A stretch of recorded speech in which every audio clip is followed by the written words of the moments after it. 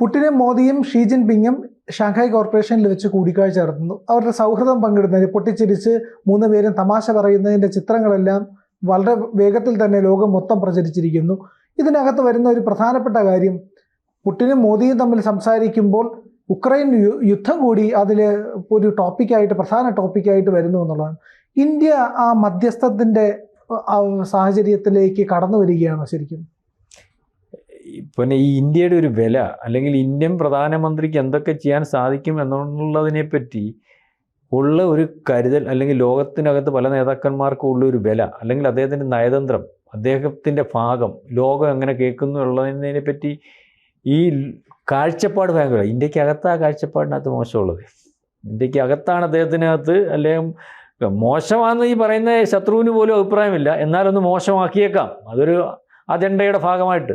അപ്പം കഴിഞ്ഞ ദിവസം ഈ പറയുന്ന ചൈനയിൽ നടക്കുന്ന ഉച്ചകോടിയുടെ ഒരു പ്രത്യേകത, ഇപ്പോൾ ലോകത്തുള്ള മാധ്യമങ്ങൾ മൊത്തവും ചൈനയിൽ ഇരിക്കുകയാണ്. ചൈനയിൽ അതിനുള്ള സ്വാതന്ത്ര്യം, മാധ്യമത്തിന് ഒരു പരിധിക്കപ്പുറമുള്ള സ്വാതന്ത്ര്യമില്ല. SCO മീറ്റിൽ എന്ത് നടക്കുന്നു എന്ന് പറയുന്നതിൻ്റെ കാരണം എന്ന് പറഞ്ഞാൽ, ലോകത്തെ ഏറ്റവും പ്രധാനപ്പെട്ട നേതാക്കന്മാർ അതിനകത്ത് ആരാ? 7 കൊല്ലത്തിനപ്പുറം നമ്മുടെ ഈ പറയുന്ന ചൈന നമ്മുടെ ഈ അതിർത്തിയിൽ ഒരു വിഷയം ഉണ്ടാക്കില്ല. 2022, 2019 അദ്ദേഹം ഇവിടെ വന്നതിന് ശേഷം 2022 അതിനുശേഷം ഇന്ത്യൻ പ്രധാനമന്ത്രി പോവുകയാണ്. എവിടെ? ചൈനയിൽ പോവുകയാണ്. SCO മീറ്റിന്. ആ കാര്യം ശരി, അദ്ദേഹത്തിന് പങ്കെടുക്കേണ്ട, വേണമെങ്കിൽ പങ്കെടുക്കാതെ ഇരിക്കാം. ആരെയാ? നമുക്ക് പ്രതിനിധി അയച്ചാൽ പോരെ. ജയശങ്കർ മോശമാകുന്നു, അങ്ങോട്ട് വിട്ടിട്ട് അയച്ചാൽ പോരെ. അപ്പോൾ അവിടെ പോകുന്നു. അവിടെ ലോകത്തൊരു നേതാവിനും കൊടുക്കാത്ത രീതിയിലേക്ക് വെള്ള കാർപ്പറ്റ് വിരിച്ചതിന് ശേഷം ഏറ്റവും വലിയ സ്വീകരണം ഇന്നലെ കൊടുത്തിരിക്കുന്നു. അതിന് ശേഷം ആ തീരുമാനം എടുത്തിരിക്കുന്നു. ചർച്ച കഴിഞ്ഞില്ല, അതിനു മുമ്പേ ആദ്യത്തെ കൂടിക്കാഴ്ചയിൽ തന്നെ ഷീ ജിൻപിങ് പറഞ്ഞിരിക്കുന്നു, തീരുമാനം എടുത്തിരിക്കുന്നു. അപ്പോൾ ഇവിടെ വരുന്നു ആരെ? ഈ 3 നേതാക്കന്മാർ വരുന്നു. അവിടത്തേക്ക് ഫോണിൽ വിളിച്ച് നമ്മുടെ സെലൻസ്കി പറഞ്ഞിരിക്കുന്നു. അതാണ് ഇവർ 3 പേരുടെ കാണുമല്ലോ. അപ്പോൾ ഇന്ത്യൻ പ്രധാനമന്ത്രി വിളിച്ച് പറഞ്ഞിരിക്കുന്നു, അതിനകത്ത് യുദ്ധം തീർക്കുന്നതിനെ പറ്റി ഒന്ന് സംസാരിക്കണേ. കാരണം അത് സംസാരിക്കാൻ സമയം കിട്ടത്തില്ലെന്നും, അല്ലെങ്കിൽ അതൊരു ഇവിടുത്തെ ഒരു വിഷയമാകും, അല്ലെങ്കിൽ അത് ലോകത്തിലെ എല്ലാ കാര്യങ്ങളും ഇവർ 3 പേരും കൂടിയിരുന്ന് ചർച്ച ചെയ്യുമ്പോൾ പ്രധാനമായിട്ടും യുക്രൈൻ യുദ്ധം, അതാണല്ലോ താരിഫിൻ്റെ വിഷയമായിട്ട് ഇപ്പോൾ പറയുന്നത്. അപ്പോൾ ഇതൊരു ചർച്ചയാകും. ആ ചർച്ചയ്ക്കകത്ത് നമ്മൾ വിചാരിക്കുന്നതും ലോകം വിചാരിക്കുന്നതും, ആ യുദ്ധം നിർത്തണമെങ്കിൽ ഏറ്റവും കൂടുതലായിട്ട് ഇടപെടേണ്ട ഒരാൾ ഒരുപക്ഷെ ട്രംപ് ആണെന്ന് ലോകം കാണുമ്പോൾ, ട്രംപ് ഇടപെട്ടിട്ട് ഒരു കാര്യവുമില്ല, തീരത്തില്ലെന്ന് വിചാരിക്കുന്ന റഷ്യയുടെ ഭാഗമല്ലാത്ത, എന്ന് വെച്ചാൽ മനസ്സിലാവുന്നു, ഒരുപക്ഷെ ട്രംപിൻ്റെ ഭാഗമായിട്ട് നിൽക്കേണ്ട, യൂറോപ്യൻ യൂണിയൻ്റെ ഭാഗമായിട്ട് നിൽക്കേണ്ട, നാറ്റോ യൂണിയൻ്റെ ഭാഗമായിട്ട് നിൽക്കേണ്ട, അവർ മാത്രം സഹായിക്കാൻ സാധ്യതയുള്ള സെലൻസ്കി പറയുന്നു, എൻ്റെ യുദ്ധം നിർത്താൻ നിങ്ങൾ, അല്ലെങ്കിൽ ഇന്ത്യൻ പ്രധാനമന്ത്രി പുടിനുമായിട്ടൊന്ന് സംസാരിക്കണം. പുടിന് ഈ പറയുമ്പോൾ നമ്മൾ എല്ലാവരും പറയുന്നത് പോലെ ഒരു രാഷ്ട്രത്തലവൻ, അല്ലെങ്കിൽ ട്രംപ് ഒരു രാഷ്ട്രത്തലവൻ, ഇന്ത്യയുടെ രാഷ്ട്രത്തലവൻ, പ്രത്യേകിച്ചുള്ളൊരു രാഷ്ട്രത്തലവൻ, അറിയാലോ അദ്ദേഹത്തിൻ്റെ മലം അവിടുന്ന് കൊണ്ടുപോയേക്കുക തിരിച്ച് അവിടെ.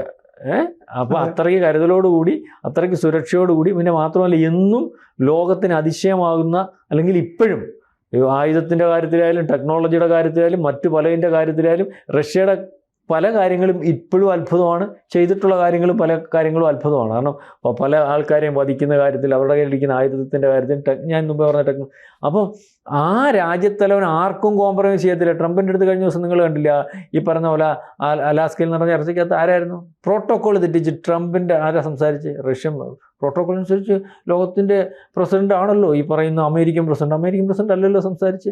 പത്രക്കാരെ അന്ന് ഏറ്റവും കൂടുതൽ ആരാ കണ്ടതിന് ശേഷം? ആരാ?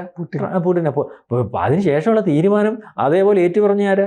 പുടിൻ അങ്ങനെ പറഞ്ഞു, നമ്മൾ അതുപോലെ നിന്ന് കൊടുക്കണം. പുടിൻ നാട്ടുരാജ്യത്തെ വിളിച്ചു, പുടിനെ അങ്ങനെ പറഞ്ഞു, അങ്ങനെ നിന്ന് കൊടുക്കും. യൂറോപ്യൻ രാജ്യത്തിനെ വിളിച്ചു പറഞ്ഞു. എന്താ അതിന് ശേഷമുള്ള ബോഡി ലാംഗ്വേജ് നിങ്ങൾ കണ്ടായിരുന്നു? ഈ പറയുന്ന അമേരിക്കൻ പ്രസിഡന്റ് നേരത്തെ എന്തോ വായി വരുന്ന പറയുമായിരുന്നല്ലോ, ഒന്നും പറഞ്ഞില്ലല്ലോ, ചാടിയൊന്നുമില്ലല്ലോ. അപ്പോൾ ചാടാൻ നിൽക്കുന്ന പുടിൻ ഇപ്പോൾ അറിയാമല്ലോ. അപ്പോൾ പുടിനെ കണ്ടപ്പം, നേരിട്ട് കണ്ടപ്പം, സംസാരിച്ച് കഴിഞ്ഞപ്പോൾ അയാൾ നമുക്ക് മനസ്സിലായി, ഇത് വെളിയെന്ന് പറയുന്നതൊക്കെയുള്ള സാധനമല്ലിത്. അയാൾ അങ്ങനെ വഴങ്ങി തരുന്നവനല്ല, അയാൾക്ക് വഴങ്ങിക്കൊടുത്ത് നമുക്കിത് തീർക്കാം. അങ്ങനെ തീർക്കുന്നതിന് വേണ്ടിയുള്ള സംസാരമാണ് നടന്നത്. അപ്പോൾ ഇത് പറഞ്ഞപ്പം ഇതിന് ശേഷം സംസാരം ഈ പറയുന്ന യുക്രൈൻ്റെ സെലൻസ്കിയായിട്ട് കഴിഞ്ഞു. സെലൻസ്കി നോക്കിയപ്പോൾ ഇത് എന്തൊരു ചർച്ചയാണ് ഇത്, അവൻ പറയുന്നത് മൊത്തം കൊടുക്കണം, എനിക്ക് ഇത്രയും നാൾ യുദ്ധം ചെയ്തിട്ട് യാതൊരു കാര്യമില്ല, ഞാൻ പിന്നെന്തുവാ. അപ്പോൾ അവിടെ നോക്കിയപ്പം ഇത് അയാൾ പറഞ്ഞ് തീരും. എങ്ങനെ തീരും? നമ്മളിപ്പം യുദ്ധം നടത്തി പിടിച്ചെടുത്ത് റഷ്യ ആഗ്രഹിക്കുന്ന പോലെ തീരും. അതെന്തൊരു കോംപ്രമൈസാണ്.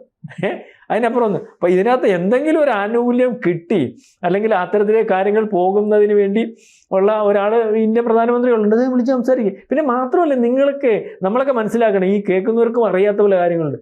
ഈ പറയുന്ന റഷ്യയിൽ നിന്ന് മേടിക്കുന്ന എണ്ണ ഇന്ത്യയിൽ നിന്ന് 15% മേടിച്ചുകൊണ്ടിരിക്കുന്ന ആളാണ് സെലൻസ്കി. അറിയാം? ഇപ്പം എന്തോ പറയുന്നത്, റഷ്യയുടെ എണ്ണ ഇന്ത്യ മേടിക്കുന്നത് കൊണ്ട് അവിടുത്തെ പൈസ വന്നാൽ യുദ്ധം ചെയ്യുന്നതെന്ന് പറയുന്നത്. ഈ ഇന്ത്യയിൽ നിന്ന് ഈ റഷ്യയുടെ എണ്ണ മേടിച്ചുകൊണ്ടിരിക്കുന്ന സെലൻസ്കി.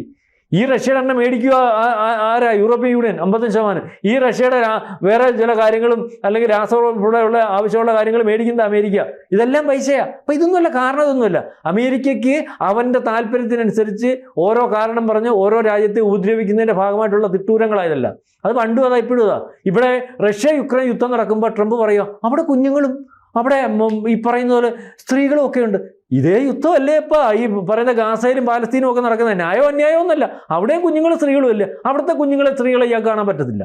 ഞാൻ പാലസ്തീൻ്റെ ഭാഗമായിട്ട് നിന്ന് ഗാസയുടെ ഭാഗമായിട്ട് നിന്ന് പറയുമല്ല, ഞാൻ ഈ പറഞ്ഞ തുലനം ചെയ്ത് പറഞ്ഞതാ. ഇപ്പം വെൻസുലയിൽ ഇയാൾ പോയേക്കുക, അവിടുത്തെ ഭരണാധികാരി കുഴപ്പം. 2 വട്ടം അവിടെ തെരഞ്ഞെടുത്ത ഭരണാധികാരിയാണ് അയാൾ. കുഴപ്പം എന്തോ, അവിടെ എണ്ണയുണ്ട്. ഇയാളുടെ തിട്ടൂരത്തിന് നിന്ന് കൊടുക്കുന്നില്ല. ചെറിയ രാജ്യമാണ്, ആ ലോകത്തിൽ ഏറ്റവും കൂടുതൽ എണ്ണ ഉൽപ്പാദനമുള്ള രാജ്യമാണ്. അതിന് ബാൻ ഏർപ്പെടുത്തിയേക്കുക. അപ്പം അവിടെ പോയി യുദ്ധം ചെയ്ത് പിടിച്ച് ആ എണ്ണ ഉപയോഗിക്കാം. പണ്ട് സദാം ഹുസൈനെ ഉപദ്രവിച്ചറിയാമല്ലോ. എന്താ അവിടെ എന്തോരം ഉപദ്രവിക്കാൻ കണ്ടുപിടിച്ച കാര്യം എന്ന് പറയാം, അവിടെ അണുവായുധം ഇരിപ്പുണ്ട്. അയാളുടെ ഒരു അണുവായുധമില്ല. അയാൾ മോശക്കാരനായിരുന്നു, കാര്യം ശരിയാണ് പല കാര്യത്തിലും. പക്ഷേ രാജ്യത്തിനകത്ത് അയാൾ ആ രാജ്യത്തെ സ്വയം പര്യാപ്തതയിലേക്ക്, നമ്മൾ പറഞ്ഞതുപോലെ ഒരു രാജ്യത്തിന് അവൻ്റെ അഭിപ്രായം പറഞ്ഞ് നിൽക്കാൻ പറ്റുന്ന രീതിയിലേക്ക് ഒരു അറേബ്യൻ രാജ്യങ്ങൾ നട്ടലോടുകൂടി വന്നപ്പോൾ, ഞാൻ മുമ്പ് ഒരു ടോക്കിനകത്ത് പറഞ്ഞില്ലേ, ബാക്കിയുള്ള രാജ്യങ്ങളെ കീഴ്പ്പെടുത്തി നിൽക്കുന്ന അല്ലെങ്കിൽ കീഴ്പ്പെട്ട് നിൽക്കുന്നതിൻ്റെ കാര്യം ആ രാജ്യവും നശിപ്പിക്കും. അന്ന് നശിപ്പിച്ച രാജ്യം ഇതുവരെ നന്നായിട്ടില്ല. മനസ്സിലാവുന്നുണ്ട്? ഇത് തന്നെയാണ് നമ്മളിലേക്ക് ഇംപ്ലിമെൻറ്റ് ചെയ്യാൻ നോക്കുന്നത്. ബംഗ്ലാദേശിനെ നശിപ്പിച്ചു, പാകിസ്ഥാനെ നശിപ്പിച്ചു. പാകിസ്ഥാൻ്റെ കാലത്ത് നമ്മൾ അടി കൊടുത്തു കഴിഞ്ഞാൽ പറഞ്ഞില്ലേ, ഞങ്ങളെ 10-30 കൊല്ലം കൊണ്ട് ഭീകരവാദികൾ ഉണ്ടാക്കി ഞങ്ങൾ അവന് വേണ്ടി പണിയെടുത്തുകൊണ്ടിരിക്കുക, ഞങ്ങൾ ഒരു കാലത്തും ഗുണം പിടിക്കത്തില്ല, ചില വല്യമ്മമാരെ പറയുന്നത്. ഇതാ പാകിസ്ഥാൻ പറയാം. പാകിസ്ഥാൻ ഇപ്പോൾ ബംഗ്ലാദേശിനെ ആർക്ക് അവൻ്റെ പരിധിയിൽ ആക്കുന്ന അല്ലെങ്കിൽ ഇഷ്ടമുണ്ടാകും. തുർക്കിയുടെ കാര്യം എന്തോ ഉള്ളൊരു ലോകക്രമം അല്ലെങ്കിൽ ഭരണാധികാരികൾ അതല്ലാത്തവനെ പണിഞ്ഞുകൊണ്ടിരിക്കുക. 2014 ശേഷം ഓരോ ദിവസവും നമുക്ക് എതിരെ നീക്കങ്ങൾ നടത്തിക്കൊണ്ടിരിക്കുകയാണ്. അല്ലെങ്കിൽ ഇപ്പോൾ ഏറ്റവും അവസാനത്തെ നമുക്ക് കിട്ടിയേക്കുന്ന അല്ലെങ്കിൽ ഈ അമേരിക്കൻ ചാരസംഘടനയുടെ നീക്കം എന്ന് പറയാൻ എളുപ്പമല്ല. ഈ പറയുന്ന പോലെ BJP നീക്കാൻ, എന്നാൽ മോദിയെങ്കിലും നീക്കണം. അതിനുവേണ്ടിയുള്ള നീക്കങ്ങൾ നടക്കുന്നു പറഞ്ഞു. അപ്പം ഞാനീ പറഞ്ഞു വന്നത്, ഈ പറയുന്ന ലോകക്രമത്തിനകത്ത് ഇപ്പോൾ സെലൻസ്കി പോലും ഒരുപക്ഷെ ഇതിനകത്ത് ഇടപെടാൻ ഇന്ത്യക്കേ കഴിയത്തുള്ളൂ. ആ രീതിയിൽ ഞാൻ മുമ്പേ പറഞ്ഞതുപോലെ ഇതിന് ശേഷം, ഈ താരിഫിന് ശേഷം നമ്മളിതിനെ മറികടന്നതിന് ശേഷമുള്ള ഒരു ലോകക്രമം വരും. ഇപ്പോൾ അതെല്ലാം സെറ്റായി. ഈ പറഞ്ഞ SCO മീറ്റൂടെ കഴിയുമ്പോൾ അതിനകത്ത് ഈ 3 പേരൂടെയുള്ള തീരുമാനം കൃത്യമായിട്ട് മുന്നോട്ട് പോകുന്നൊരവസ്ഥ വന്നാൽ ലോകത്ത് ഇന്ത്യ നയിക്കുന്ന ലോകക്രമമല്ല, എല്ലാവരും കൂടി ഇന്ത്യയുടെ അഭിപ്രായത്തിനനുസരിച്ച് പോകുന്ന ഒരു ലോകക്രമം. ഇന്ത്യ ആഗ്രഹിക്കുന്ന പോലെ എല്ലാവരും അഭിപ്രായം പറയണം, എല്ലാവരും കൂടെ കൂടുന്ന ഒരു ലോകക്രമം, എല്ലാവരുടെ അഭിപ്രായത്തിന് അനുസരിച്ച് അങ്ങോട്ടും ഇങ്ങോട്ടും സഹായിച്ചും അല്ലെങ്കിൽ ഈ മറ്റു രീതിയിലും നീങ്ങുന്ന ഒരു ലോകക്രമം. അല്ലാതെ ഒരുത്തൻ്റെ തിട്ടൂരം, അവൻ്റെ താല്പര്യം, അവന് നിൽക്കാൻ വേണ്ടി അടിമത്ത സ്വഭാവത്തിലൊരു ചക്രവർത്തി സംവിധാനവും അതിൻ്റെ കീഴിൽ കുറേ ഏറാമൂലികളും അല്ലെങ്കിൽ അടിമകളും ഒക്കെ ആവുന്ന ഒരു രീതിയിൽ നിന്ന് വ്യത്യാസമായിട്ടുള്ളൊരു രീതിയിലേക്ക് കാര്യങ്ങൾ പോകും. അതുതന്നെയാണ് ഇപ്പോൾ കാണുന്നത്. അതുകൊണ്ടാണ് ട്രംപ് വേണ്ട, പറഞ്ഞിട്ട് കാര്യമില്ല, പറഞ്ഞാൽ തീരില്ല, അമേരിക്കയെ യുദ്ധം നിർത്തിത്തരണം, ഇടപെടണം, അതിനകത്ത് പുടിനുമായിട്ട് സംസാരിക്കണം എന്ന് പറഞ്ഞിട്ട് ഫോൺ ചെയ്യുന്ന ഒരു സെലൻസ്കിയാണ് നമുക്ക് കാണുന്നത്. ഇത് വലിയ വാർത്താ പ്രാധാന്യത്തോടു കൂടിയൊന്നും കണ്ടില്ലെങ്കിലും അല്ലെങ്കിൽ ഇങ്ങനെ ഒരു കാര്യം നടന്നിട്ടുണ്ട്. അപ്പം അത്രയ്ക്ക് വലിപ്പത്തിലാണ് ഇന്ന് ഇന്ത്യയുടെ പ്രധാനമന്ത്രിയുടെയും ഇന്ത്യയുടെയും ഒക്കെ ഒരു പൊസിഷൻ ലോകക്രമത്തിൽ. കൂടുതൽ വാർത്തകളും വിശേഷങ്ങളും നിങ്ങളിലേക്ക് എത്താൻ ABC മലയാളം സബ്സ്ക്രൈബ് ചെയ്യുക, ബെൽ ബട്ടണും അമർത്തുക.